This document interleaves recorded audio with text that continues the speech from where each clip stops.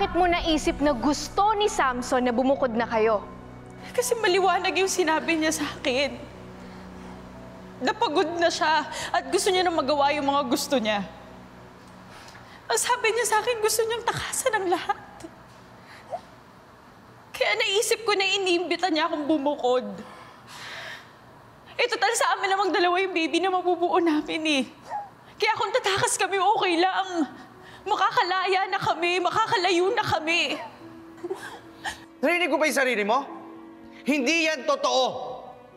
Hindi yun ang ibig ko sabihin nung sinabi kong pagod na ako at gusto ko na ang takasan ng lahat.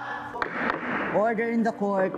Ayla, usapang kaibigan lang yun. Dahil pare-pareho lang tayo. Pagod na sa lahat na ginagawa natin. Sir Samson, ano bang pinagsasasabi mo? Nakabuo na tayo. Ito na. Di ba gusto mo makatakas? Di ba yun yung gusto mo? Ito na. Magkakapamilya na tayo. Kasama yung magiging anak natin. Ano pa bang gusto mo?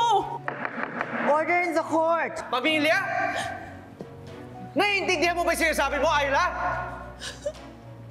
Ano ba itong ginagawa mo, ha?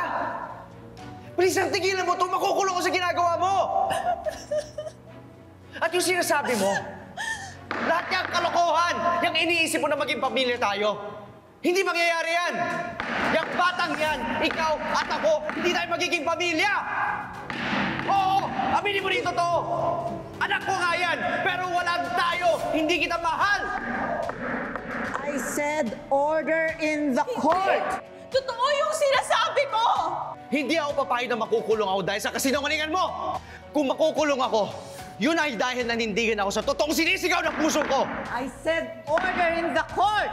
Kahit kailan hindi kita minahal, Ayla. Kung ganun pala, bakit lagi mo ko pinupuntahan sa bahay? Kung ayaw mo ako makita, kung hindi mo ako mahal! Dahil hindi ikaw ang pinupuntahan ko doon.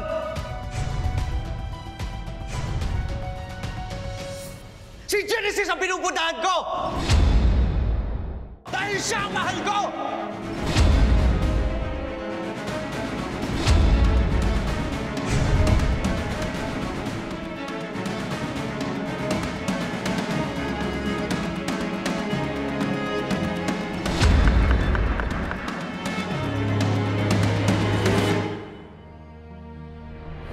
Iisipin niyo,